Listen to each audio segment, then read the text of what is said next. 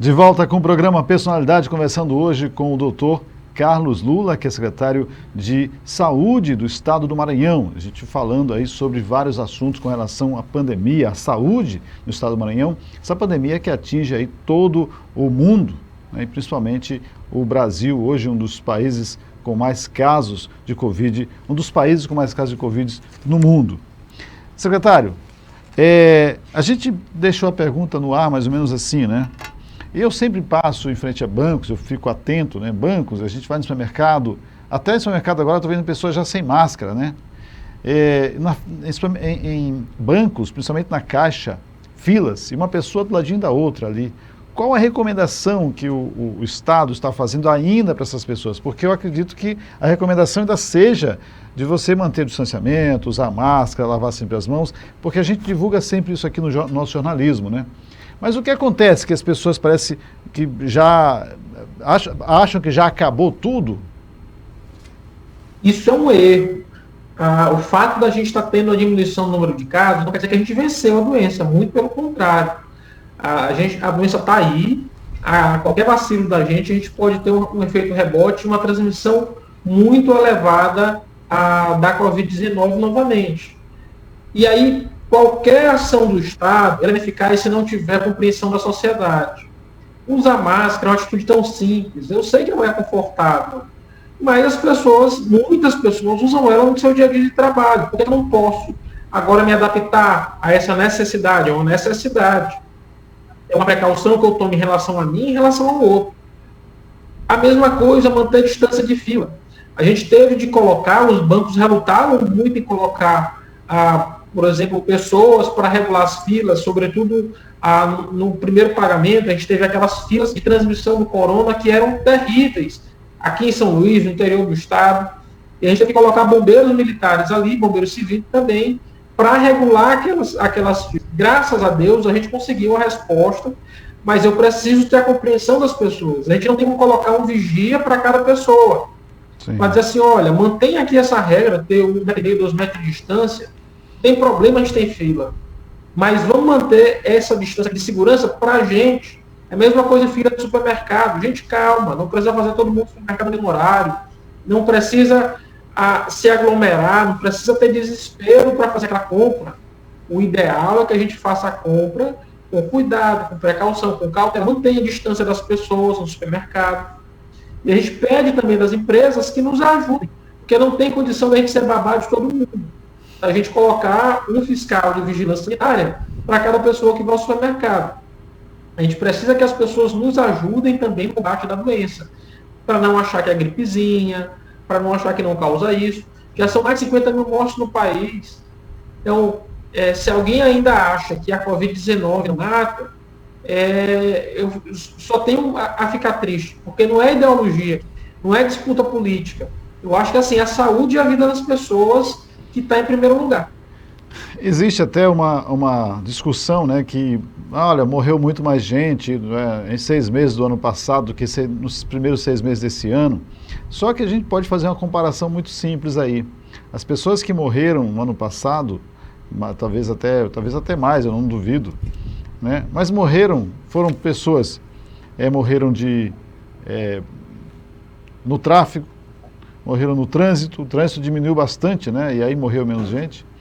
E morreu muita gente de outras pessoas que causavam um problema para outras pessoas.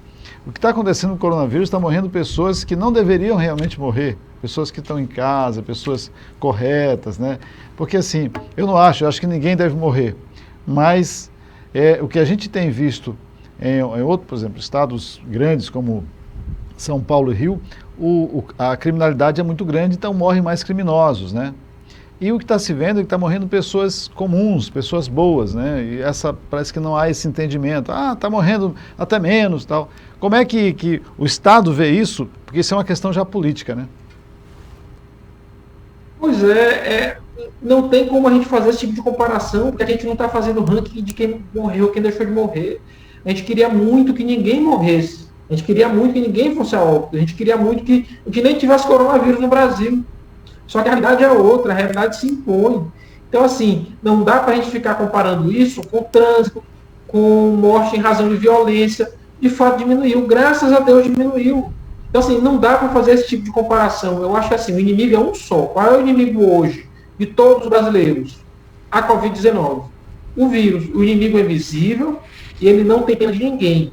Ele pega a criança, ele pega o adulto, ele pega o idoso e ele é impiedoso. A depender, e a gente não pode falar aqui de loteria, de quem é acometido pela doença, a pessoa pode evoluir bem ou pode evoluir péssimo. Então, se a pessoa evoluir mal, muitas vezes ela sem nenhum tipo de comorbidade nova, ela vai a óbito. Como aconteceram óbitos de gente nova na faixa dos 20 anos. Verdade. Eles não são maioria, não são, mas faleceram. A gente não tem uma vacina, não tem um remédio que diga assim, esse daqui é 100% eficaz. Tome isso daqui que você vai matar a Covid. Não tem. Se tivesse, a gente estava mais tranquilo, mas não tem. Então, ninguém está parar com esse discurso, porque é um discurso irresponsável no final das contas. Secretário, hoje a cidade de São Luís está com um número de leitos, né, digamos assim, teve que ser aumentado o número de leitos, principalmente os leitos de UTIs, e esses leitos hoje estão aí na faixa de 60% a 70%, né, da sua capacidade. Isso é a mesma ideia que está acontecendo no interior do Estado? O interior do Estado já está mais colapsado nessa época da pandemia? Então, Wagner, o importante foi assim, a gente conseguiu ampliar, já foram 12 unidades hospitalares inauguradas desde março. Em sábado a gente inaugura a 13ª, que é Santa Luzia do Paruá. Isso sem contar todas as unidades da nossa rede, que a gente ampliou leito de unidade de terapia intensiva, ampliou leito de enfermaria. Então, assim, hoje a realidade do interior do Estado já teve bem pior, já teve perto dos 100%, já teve dias com 100%, hoje não tem mais. Então, está ali entre 80% a 70%, que é algo que a gente consegue administrar muito bem. Imperatriz, uma região que a gente se preocupou, diminuiu bastante. A Sailândia foi uma região que se preocupou, diminuiu bastante. Hoje a nossa preocupação é o leste do estado, a fronteira com o Piauí, porque de fato ele teve menos casos, o nosso sertão, até chegando a Timon, teve bem menos casos, e agora parece que a doença chegou lá com mais força. Então, de lá até o médio Mearim, passando por Bacabal, por Pedreiras, é nossa preocupação hoje, que é um número de casos maior. Ainda assim, é uma região com uma concentração muito grande de hospitais do estado, então a gente tem condição de fazer em Timbiras, fazer em Coroatá, fazer na UPA de Condó, fazer em Caxias, fazer em Timon, como a gente construiu lá a primeira UTI da história da cidade. A gente tem condição de ampliar a nossa rede exatamente para enfrentar a doença nessas cidades. Maravilha. Secretário, nós vamos novamente ao intervalo, é rapidinho, e eu quero voltar conversando sobre a reabertura, né, do comércio, né, principalmente aqui na ilha de São Luís, né, como é que o Estado vê essa reabertura, é necessidade, o comércio é quem gera a renda, principalmente o comércio nesse estado, e a gente quer saber como é que o governo está vendo, né, essa abertura, se está fiscalizando bastante, se está de olho no que está acontecendo. Já no próximo bloco, estou entrevistando aqui o secretário de Saúde do Estado do Maranhão, Dr. Carlos Ludas. Já a gente volta.